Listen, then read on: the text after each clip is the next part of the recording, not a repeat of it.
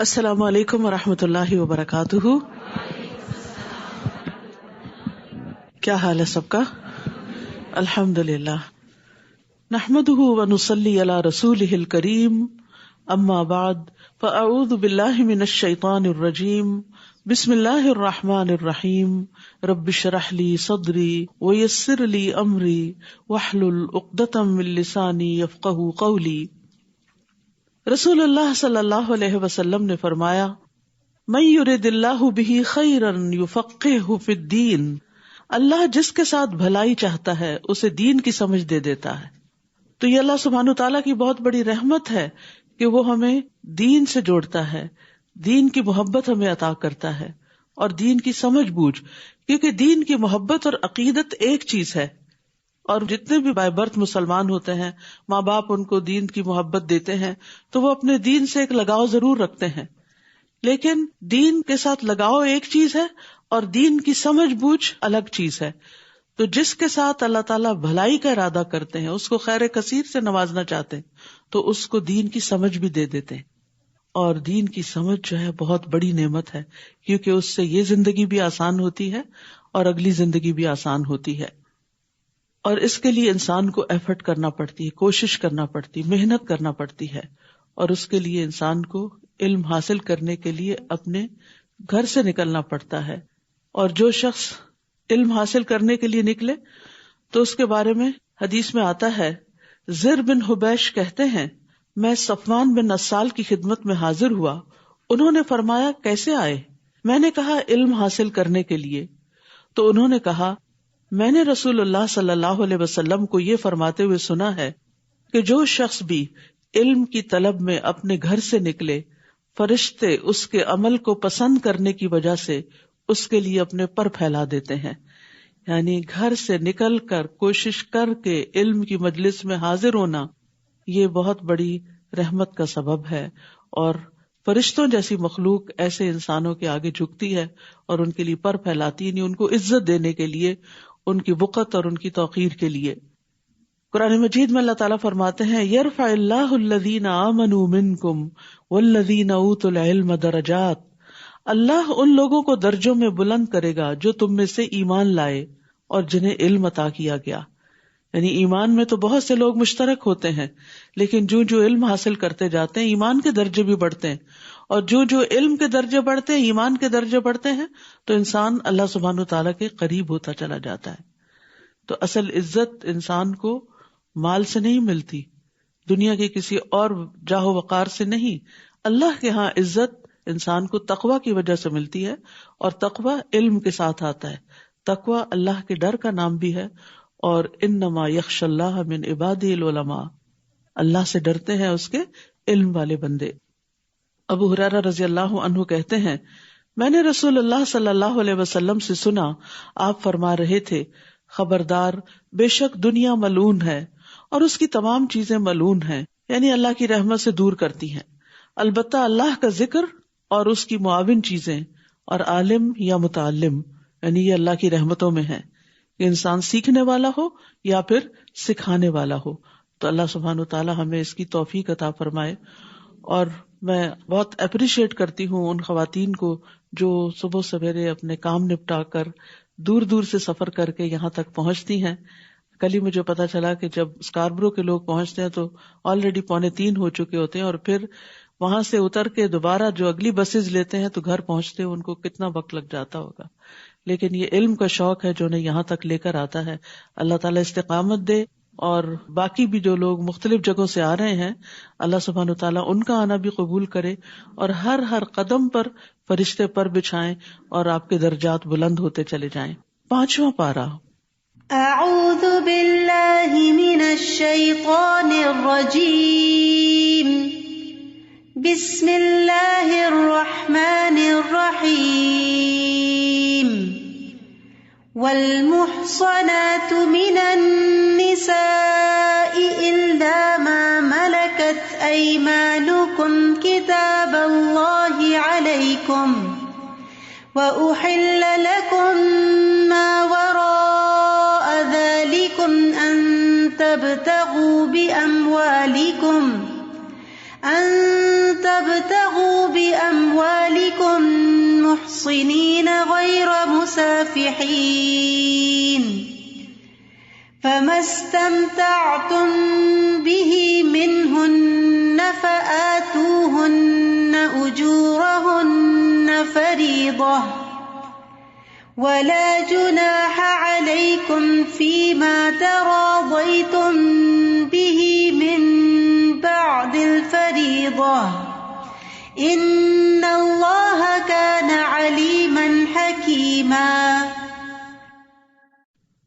شروع کرتی ہوں اللہ کے نام سے جو بے انتہا مہربان نہایت رحم فرمانے والا ہے۔ اور وہ عورتیں بھی تم پر حرام کی گئی ہیں، یعنی ان سے نکاح کرنا حرام ہے، جو عورتوں میں سے شادی شدہ ہیں، یعنی پہلے سے کسی کے نکاح میں ہیں، سوائے ان کے جو تمہارے دائیں ہاتھ کی ملکیت میں ہوں، یعنی جنگ کے دوران جو خواتین غلام کی حیثیت سے آئیں۔ اللہ نے یہ حکم تم پر لکھ دیا ہے، یعنی یہ فریضہ ہے اللہ کی طرف سے کہ کسی شادی شدہ عورت سے کوئی مرد شادی نہیں کر سکتا، اور ان کے علاوہ باقی سب عورتیں تمہارے لیے حلال کر دی گئیں، بشرطے کہ تم اپنے اموال کے بدلے انہیں حاصل کرو، یعنی مہر ادا کر کے باقاعدہ ایجاب و قبول کے ساتھ قید نکاح میں لانے والے ہو، یعنی مستقل طور پر ان کے ساتھ زندگی گزارنے کی نیت رکھتے ہو، نہ کہ بدکاری کرنے والے، یعنی مال کے بدلے زنا نہیں کرو۔ پھر اس نکاح کے ساتھ جو بھی فائدہ تم ان سے اٹھاؤ تو انہیں ان کے مقرر کیے ہوئے مہر ادا کر دو، اور اس مہر کے مقرر کر دینے کے بعد باہم رضامندی سے اس میں کمی بیشی کرنے میں تم پر کوئی گناہ نہیں، یعنی مرد کے لیے لازم ہے کہ نکاح کے بعد عورت کو اس کا مہر ادا کرے، لیکن اگر اپنی خوشی سے عورت اس مہر میں سے کچھ کمی کر دیتی ہے یا اس کو معاف کر دیتی ہے، یعنی اسے جبراً معاف کروایا نہیں جاتا بلکہ خوشی سے اپنے شوہر کو کچھ گفٹ کر دیتی ہے، تو وہ اس کے لیے حلال ہے۔ تو اس میں کمی بیشی کرنے پر تم پر کوئی گناہ نہیں، بے شک اللہ بہت علم والا، بہت حکمت والا ہے۔ تو یہاں سے یہ پتہ چلتا ہے کہ ایک مرد کو عورت کے ساتھ شرعی طریقے سے، حلال طریقے سے رشتہ قائم کرنا چاہیے، نہ کہ غلط طریقوں سے تعلقات قائم کیے جائیں۔ اور نکاح کرنے کی اہمیت ہمارے دین میں ویسے بھی بہت ہے، کیونکہ یہ نصف دین کو مکمل کرنے کا ذریعہ ہے۔ رسول اللہ صلی اللہ علیہ وسلم نے فرمایا، جب کوئی بندہ نکاح کر لیتا ہے تو وہ اپنا آدھا دین مکمل کر لیتا ہے، لہٰذا اسے چاہیے کہ باقی آدھے دین کے بارے میں اللہ سے ڈرتا رہے۔ اور جو کوئی تم میں سے آزاد مومن عورتوں سے نکاح کرنے کی وسعت نہ رکھتا ہو تو مومن لونڈیوں میں سے جو تمہارے دائیں ہاتھ کی ملکیت ہیں نکاح کر لے، اور اللہ تمہارے ایمان کو زیادہ جانتا ہے کہ اصل انسان کی عزت اور وقت اور قیمت اللہ کی نگاہ میں ایمان کے ساتھ ہے۔ تم میں سے بعض سے ہیں، یعنی لونڈی غلام بھی انسان ہی ہیں، تو ان لونڈیوں سے ان کے مالکوں کی اجازت سے نکاح کرو اور ان کے مہر انہیں معروف طریقے سے ادا کرو، یعنی اگر ایک غلام عورت سے بھی نکاح کرو گے تو مہر ادا کرنا ہوگا۔ وہ نکاح میں محفوظ ہونے والیاں ہوں، نہ کہ بدکاری کرنے والیاں اور نہ ہی چھپے دوست بنانے والیاں۔ تو جب وہ نکاح میں آ جائیں، پھر اگر وہ کسی کھلی بے حیائی کا ارتکاب کریں تو ان پر پاک دامن عورتوں کے مقابلے میں آدھی سزا ہوگی۔ یہ اجازت اس کے لیے ہے، یعنی غلام عورت سے نکاح کرنے کی اجازت اس کے لیے ہے جو تم میں سے گناہ سے ڈرتا ہو، وہ کہیں زنا میں نہ پڑ جائے، حرام میں نہ پڑ جائے، اور اگر تم صبر کرو تو تمہارے لیے بہتر ہے۔ اللہ بہت بخشنے والا، نہایت رحم کرنے والا ہے۔ یہاں پر لونڈیوں کے بارے میں بات کی گئی۔ بہت سے لوگوں کو آج بھی اس بات پر اعتراض ہوتا ہے، اسلام نے غلامی کو یکسر ختم نہیں کیا، لیکن ایسے بہت سے طریقے اختیار کیے کہ آہستہ آہستہ وہ ختم ہو کر رہ گئی، اور آج آپ دیکھتے ہیں کہ ایسی کوئی چیز پائی نہیں جاتی۔ لیکن اب بھی اگر کوئی ایسے مخصوص حالات پیدا ہوں تو اس زمانے میں جو اجازت دی گئی تھی اس کی بنیادی وجہ یہ تھی کہ کوئی بین الاقوامی قانون وار کیپٹیوز کے بارے میں نہیں تھا، تو جو لوگ جنگ میں پکڑے ہوئے آتے تھے ان کو بجائے اس کے کہ جیلوں میں رکھا جائے، لوگوں پہ تقسیم کر دیا جاتا تھا، اور پھر ان کے حقوق ہوتے تھے جس کے بارے میں نبی صلی اللہ علیہ وسلم نے اپنے آخری دن، آخری لمحوں میں جو آخری باتیں کی اس میں ایک نماز کی اور لونڈی غلاموں کے حقوق کی بات کی، کہ ان کا اتنا خیال تھا آپ صلی اللہ علیہ وسلم کو۔ ایک اور اہم بات جو یہاں سے پتہ چلتی ہے وہ یہ کہ اللہ تمہارے ایمان کو زیادہ جانتا ہے. تو اس سے یہ پتہ چلتا ہے کہ ہمیں لوگوں کے باطن کا کھوج نہیں لگانا چاہیے کہ کس کا ایمان کتنا ہے اور کس کا تقویٰ کتنا ہے اور کون اللہ سے کتنا ڈرتا ہے. یہ تو سب کچھ اللہ کے حوالے کر دینا چاہیے. رسول اللہ صلی اللہ علیہ وسلم نے فرمایا مجھے اس کا حکم نہیں ہوا کہ لوگوں کے دلوں کی کھوج لگاؤں اور نہ اس کا حکم ہوا کہ ان کے پیٹ چاک کروں. تو اصل میں یہ ہے کہ انسان کو کسی کے ساتھ بھی معاملہ کرتے ہوئے اس کے ظاہر پر معاملہ کرنا چاہیے. اور یہاں زنا کی حرمت کے بارے میں بھی بات کی گئی. محصنات غیر مصافحات ولا متخذات اخدان. نبی صلی اللہ علیہ وسلم نے فرمایا اے عرب کی ہلاکت، میں تم سے جس چیز کے بارے میں سب سے زیادہ ڈرتا ہوں وہ زنا اور مخفی شہوت ہے. اور زانیہ عورت کی دعا بھی قبول نہیں ہوتی.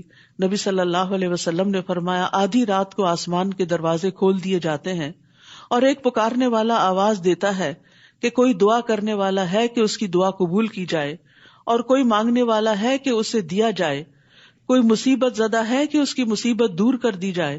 یعنی آدھی رات کے بعد پکار آتی ہے اور وہ دعاؤں کی قبولیت کا وقت ہوتا ہے. پھر جو مسلمان اس وقت دعا کرتا ہے تو اللہ عز و جل اس کی دعا قبول کرتا ہے، سوائے زانیہ عورت کے جو اپنی شرمگاہ کے ذریعے کمائی کرتی ہے، یعنی اپنی عزت و جسم بیچتی ہے اور مال کماتی ہے. یرید اللہ لیبین لکم ویہدیکم سنن الذین من قبلکم ویتوب علیکم واللہ علیم حکیم.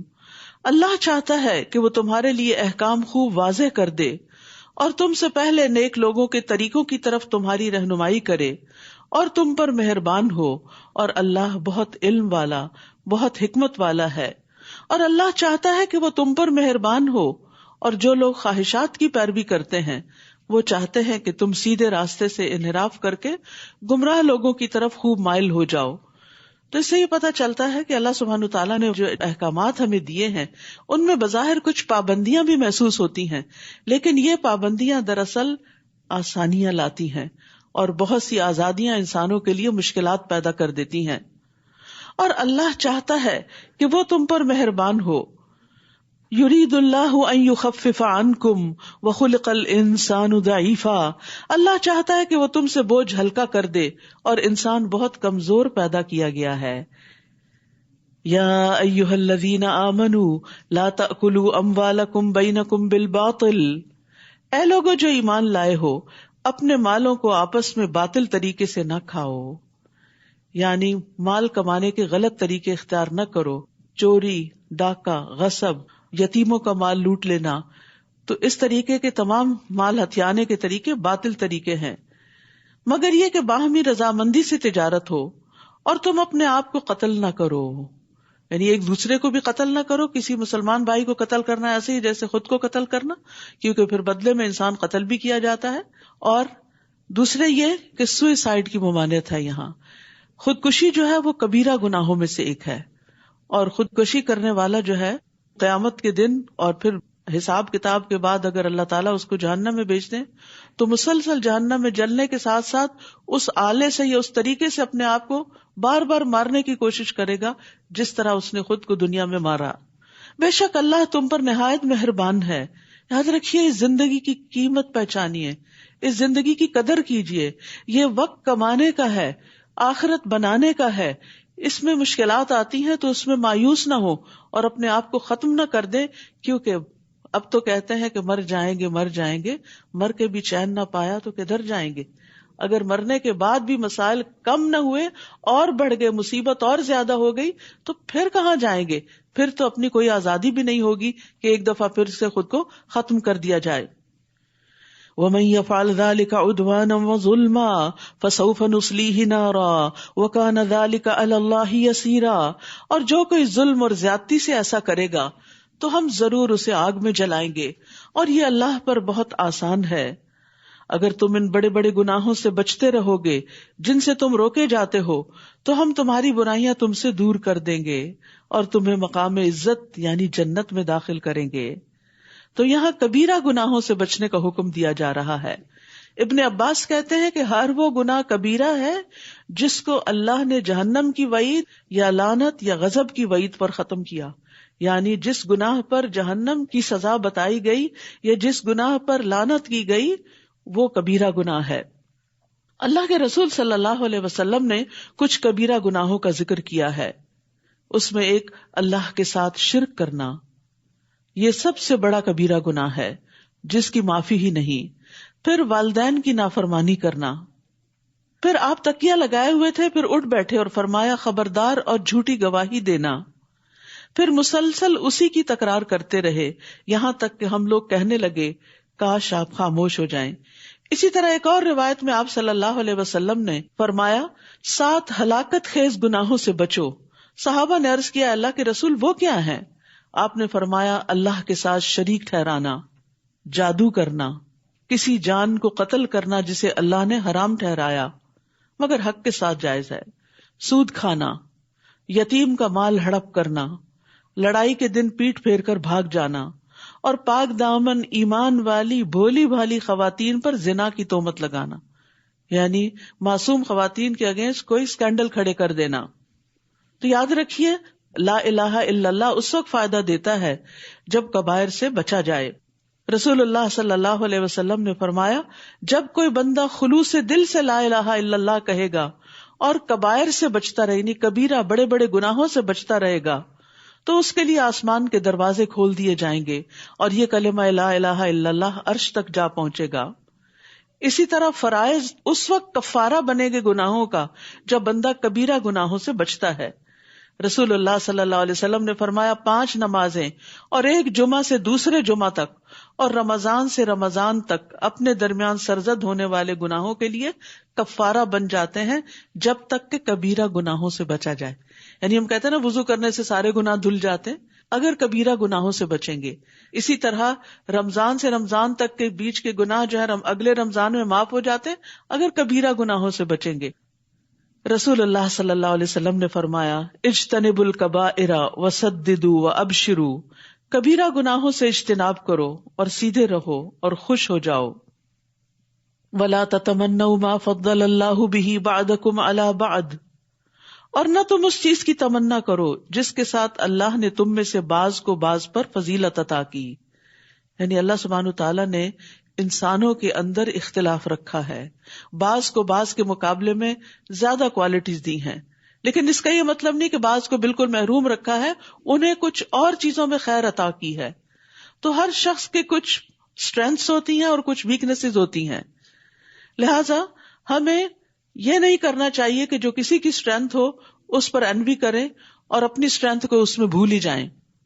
مردوں کے لیے اس میں سے حصہ ہے جو انہوں نے کمایا اور عورتوں کے لیے اس میں سے حصہ ہے جو انہوں نے کمایا، یعنی اصل چیز تو یہ دیکھی جائے گی کہ تم کر کے کیا آئے ہو، نہ کہ یہ دیکھا جائے گا کہ کس کو کتنی زیادہ کون سی کوالٹیز ملی تھی۔ دیکھا جائے گا کہ ان کوالٹیز کو، ان اسٹرینتھس کو اس نے کس خیر کے کام میں لگایا اور اپنے لیے کیا کما کے لایا۔ اور اللہ سے اس کے فضل کا سوال کرو، بے شک اللہ ہر چیز کو خوب جاننے والا ہے۔ یعنی انسان لوگوں کو ملنے والی نعمتوں پر جلنے، کڑنے اور حسد کرنے کی بجائے اللہ سے اس کا فضل مانگے کہ یا اللہ تو نے اس کو عطا کیا تو مجھے بھی عطا کر سکتا ہے، تو مجھے عطا کر۔ لیکن صرف انسان کمپیئر کرتا رہے، اپنے بچے کو کسی کے بچے کے ساتھ، اپنے آپ کو کسی اور کے ساتھ، اپنے شوہر کو کسی اور کے شوہر کے ساتھ، تو سوائے حسرتوں کے کچھ حاصل نہیں ہوگا، کیونکہ ہم ان کی صرف ظاہری کچھ خوبیاں دیکھ رہے ہوتے ہیں اور ان کے جو چھپے ہوئے عیب ہیں وہ ہمیں نہیں پتا ہوتے۔ تو اس لیے کبھی بھی یہ نہیں کہنا چاہیے کہ میرا بچہ فلاں کے بچے کی طرح ہو جائے یا میں فلاں کی طرح ہو جاؤں، نہیں، اللہ سے فضل مانگتے یا اللہ تو اپنی نگاہوں میں بڑا کر دے اور تو اپنے فضل سے نعمتیں عطا کر دے۔ کیونکہ یہ حسرت جو ہوتی ہے کہ میں فلاں کی طرح کیوں نہیں، یہ حسد کی راہ ہموار کرتی ہے اور پھر دوسرے کی نعمت کے زوال کی تمنا کرتی ہے، جو کہ ایک حرام فعل ہے اور یہ دل کی ایسی کمائی ہے جس پر پوچھ ہوگی۔ اس لیے اللہ کا فضل مانگنا چاہیے۔ اور یہ بھی کہا گیا کہ اس آیت کا سبب نزول یہ ہے کہ بعض عورتوں نے کہا کاش ہم وراثت میں مردوں کے برابر ہوتی اور جہاد میں ان کے ساتھ شریک ہوتی، تو یہ آیت انہیں اس چیز سے منع کرنے کے لیے نازل ہوئی کہ مردوں کی برابری کی خواہش کرنا اللہ کے حکم کو رد کرنا ہے۔ کیونکہ عورتوں کی اپنی کچھ اسٹرینتھس ہیں، ان کے اپنے کچھ ایسے کام اور مواقع ہیں جن سے ان کے درجات بلند ہوتے ہیں. مثلا ماں کی حیثیت سے ایک عورت کا درجہ اور مقام باپ کے مقابلے میں، مرد کے مقابلے میں 3 گنا زیادہ ہے. سب سے زیادہ حسن سلوک ماں کے ساتھ کرنے کو کہا گیا ہے. اسی طرح ماں جو بچوں کو جنم دیتی ہے اور جو دودھ پلاتی ہے اور جو تربیت دیتی ہے، اس میں جتنا زیادہ اس کا حصہ ہوتا ہے اتنا ہی زیادہ اس کا اجر و ثواب بھی ہوتا ہے. لہٰذا ایک دوسرے کے مقابلے پر رہنے سے انسان کے اندر سوائے حسرتوں کے کچھ پیدا نہیں ہوتا.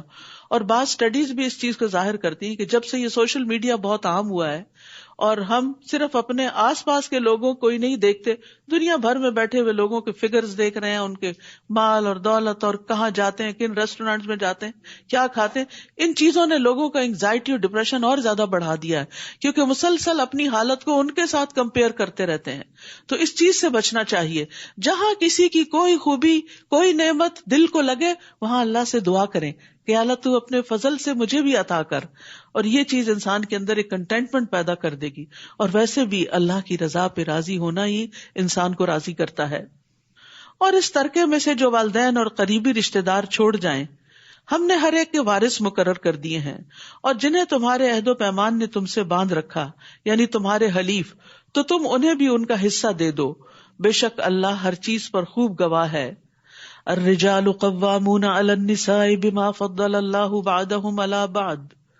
مرد عورتوں پر قوام ہیں، ذمہ دار ہیں. قیم کہتے ہیں مینیجر کو. قوام ہوتا ہے جو بہت زیادہ قائم رہے، کھڑا رہے، ذمہ داری لے. یعنی مرد عورتوں کے ذمہ دار ہیں، ان کو کما کر لا کے دینے کے اور باقی بڑے بڑے اہم اور مشکل کام کرنے کے. کہ اللہ نے ان میں سے بعض کو بعض پر فضیلت دی. اس کا یہ مطلب نہیں صرف مردوں کو ہی فضیلت دی ہے، عورتوں کو بعض پر. بعض مرد تقویٰ میں عورتوں سے بڑھ کر ہیں اور بعض عورتیں تقویٰ اور دینداری میں مردوں سے بھی بڑھ کر ہوتی ہیں. اور اس وجہ سے بھی کہ وہ اپنے مال خرچ کرتے ہیں. یعنی اللہ نے مرد کو قوام کیوں بنایا، ذمہ دار کیوں بنایا؟ کہ اس کو کمانے کی ذمہ داری تھی اور کہا کہ وہ بیوی پر خرچ کرے. پس نیک عورتیں فرما بردار ہوتی ہیں. عورتوں کی بڑائی اور خوبی کس چیز میں ہے؟ اطاعت گزاری میں. اپنی عزت اور شوہر کے مال کی غائبانہ حفاظت کرنے والی ہیں، اس وجہ سے کہ اللہ نے ان کے حقوق کی حفاظت کی. اور وہ عورتیں جن کی سرکشی سے تم ڈرتے ہو، بس تم انہیں نصیحت کرو. اور نشوز کا یہاں معنی یہ عام چھوٹی موٹی باتوں میں ڈس ایگری کرنا نہیں ہے. اس سے مراد کسی عورت کا اپنے شوہر سے بے وفائی کرنا اور اپنے شوہر کی بجائے کسی اور کی طرف راغب ہونا. تو پھر گھر ٹوٹتا ہے، گھر کے اندر فساد ہوتا ہے، بہت بگاڑ آ سکتا ہے، آئندہ نسل متاثر ہو سکتی ہے. لہٰذا اس معاملے کو ایسے ہی چھوڑ نہیں دینا چاہیے، بلکہ اصلاح کرنی چاہیے. اصلاح کے لیے پہلا سٹیپ نصیحت ہے. نہ مانے تو بستروں میں انہیں علیحدہ کر دو، یعنی ان سے تھوڑی ناراضگی کا اظہار کر دو، ان کو اپنے سے ڈسٹینس کر دو. پھر بھی نہ مانے تو انہیں ہلکی سی مار مارو. یعنی اور اس کا یہ مطلب نہیں کہ ابیوز کیا جائے ان کو. ابن عباس یہ کہتے ہیں کہ جیسے ایک مسواک ہوتا ہے، یعنی ایک شوق دینے کے لیے کہ دیکھو تم کیا کر رہی ہو، ہوش میں آؤ، اپنے گھر اور اپنی عزت اور اپنی نسلوں کی حفاظت کرو. یعنی اس کو اپنے ٹریک پہ واپس لانے کے لیے. اور نبی صلی اللہ علیہ وسلم نے واضح طور پر فرمایا کہ تم میں سے بہترین کبھی بھی نہیں ماریں گے عورتوں کو. یعنی یہ ایک صرف سولوشن بتایا گیا ہے انتہائی ایکسٹریم کیسز میں، بالکل ایسے ہی جیسے آپریشن یا سرجری کی ضرورت ہوتی ہے انتہائی ایکسٹریم کیس میں، کہ جب کسی دوا سے کسی پھوڑے کا علاج نہیں ہوتا یا کسی چیز کا، تو پھر اس کو کاٹ کے الگ کیا جاتا ہے. پھر اگر وہ تمہاری اطاعت کرنے لگیں تو ان کو ستانے کا کوئی راستہ تلاش مت کرو. یعنی عورتوں کو ستانا نوبل مردوں کا کام نہیں ہوتا. بے شک اللہ بہت بلند، بہت بڑا ہے. اگر تم عورت کو کمزور سمجھ کے اس پہ ظلم کرو گے تو اللہ تم سے بڑا ہے، وہ تم سے پوچھے گا. اور یہاں نیک بیوی کی جو خوبیاں بتائی گئیں وہ کیا ہیں؟ رسول اللہ صلی اللہ علیہ وسلم نے فرمایا دنیا فائدے کی چیز ہے اور دنیا کی بہترین متاع نیک عورت ہے. رسول اللہ صلی اللہ علیہ وسلم نے فرمایا 4 چیزیں خوش بختی کی علامت ہیں: نیک بیوی، کھلا گھر، نیک ہمسایہ، اچھی سواری. اور 4 چیزیں بدبختی کی علامت ہیں: برا ہمسایہ، بری بیوی، تنگ گھر اور بری سواری. اور یہاں نیک خواتین کی ایک خاص خوبی بتائی گئی کہ وہ شوہروں کی غیر موجودگی میں شوہر کی عزت، گھر بار، مال، اولاد کی حفاظت کرنے والی ہوتی. یعنی جو چیزیں ان کی کسٹڈی میں ہیں ان کی ٹیک کیئر کرتی ہیں. رسول اللہ صلی اللہ علیہ وسلم نے فرمایا بہترین بیوی وہ ہے جس کی طرف تم دیکھو تو تمہیں خوش کر دے، اسمائلنگ ہو، ہیپی ہو، ہر وقت شکوے شکایتیں نہیں، ہر وقت منہ بسور کے اور ناراضگی کا اظہار نہیں کرنا، ہر وقت تھکے تھکے نہیں نظر آنا، اور جب تم کسی بات کا حکم دو تو بجا لائے، اور تمہاری غیر موجودگی میں تمہارے مال اور اپنی ذات کی حفاظت کرے۔ رسول اللہ صلی اللہ علیہ وسلم نے فرمایا بہترین عورتیں اونٹوں پہ سوار ہونے والی ہیں وہ قریش کی نیک عورتیں ہیں، یعنی اس زمانے میں جو سب سے بہترین عورتیں تھیں ان کی بات کی گئی۔ چھوٹے یتیم بچوں پر سب سے زیادہ مہربان ہیں، یعنی اگر شوہر فوت بھی ہو جائے تو اپنے بچوں کی خاطر اپنی زندگی قربان کر دیتی ہیں، اور اپنے خامدوں کے مال کی زیادہ حفاظت کرنے والی ہیں۔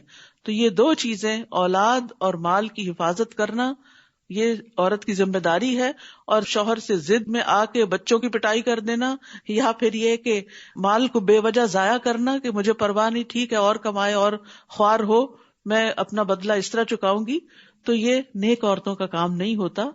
اگر آپس کے کچھ ایشوز ہوں ایک دوسرے سے، یعنی کہ کچھ چیزیں اختلافی ہوں، تو ان کو بیٹھ کر سلجھا لینا چاہیے، سالو کر لینا چاہیے، نہ کہ ایک دوسرے کو نقصان دینا اور گھر بار اور نسلوں کو نقصان دینا۔ یہ پھر جہاں ظلم ہوگا جو بھی کرے گا اللہ اس کو پوچھے گا۔ پھر فرمایا اور اگر تمہیں ان دونوں میاں بیوی کے درمیان شدید اختلاف کا ڈر ہو، یعنی نہیں سالو ہو رہے ایشوز، آپس میں نہیں ریزالو ہو رہی مشکلات، تو پھر کیا کرو، تو ایک منصف اس مرد کے گھر والوں میں سے اور ایک منصف اس عورت کے گھر والوں میں سے مقرر کر لو۔ اگر وہ دونوں اصلاح چاہیں گے تو اللہ ان دونوں کے درمیان موافقت پیدا کر دے گا۔ میاں بیوی کے جھگڑے میں جو چیز آپس کی موافقت کا سبب بنتی ہے وہ نیت ہے۔ جو گھر بسانا چاہے گا، جو ایک دوسرے کے ساتھ چلنا چاہے گا، اللہ تعالیٰ ان کے دلوں میں موافقت پیدا کر دے گا۔ لیکن اگر بسنے کی نیت نہیں ہے، بسانے کی نیت نہیں، اور پیچھے سے بھی اکسایا جا رہا ہے، کوئی ضرورت نہیں رہنے کی، واپس آ جاؤ، ہمارے پاس کمی نہیں ہے، ہم تمہارا خیال رکھ سکتے ہیں، تو پھر کیا ہوگا، پھر گھر نہیں بنتے۔ سب سے پہلے تو یہ کہ مرد اور عورت دو مختلف چیزیں، یہی بہت بڑا اختلاف ہے۔ پھر اس کے بعد سوچ کا اختلاف ہوتا ہے، پھر اس کے بعد پسند ناپسند کا ہوتا ہے، بیک گراؤنڈ کا ہوتا ہے، بہت ساری چیزیں اختلاف کا سبب ہوتی ہیں۔ تو یہ اختلاف جو ہے یہ اللہ سبحانہ تعالیٰ کا ایک طریقہ ہے، کائنات کے اندر ہر چیز کے اندر اختلاف ہے۔ کوئی درخت بہت بڑے اور گھاس جتنا بھی عرصہ اس کو پانی دیتے رہے وہ گھاس ہی رہے گی، وہ بڑی نہیں ہو سکتی، اور اس کا حسن گھاس رہنے میں ہی ہے، نہ کہ درخت بننے میں۔ ذرا سا اونچا ہوتا ہے تو کیا کر دیتے ہیں، اس کو کاٹ دیتے ہیں، کیونکہ اس کی خوبصورتی بچھنے میں ہے۔ تو اسی طرح ہر ایک کا مختلف رول ہوتا ہے سوسائٹی کے اندر، تو اس لیے انسان کو اصل چیز یہ کہ بنا کے رکھنے کی نیت اور ارادہ رکھنا چاہیے، تو اللہ سبحانہ تعالیٰ بھی آسانیاں پیدا کر دیتا ہے۔ بے شک اللہ خوب علم والا، خوب خبر رکھنے والا ہے۔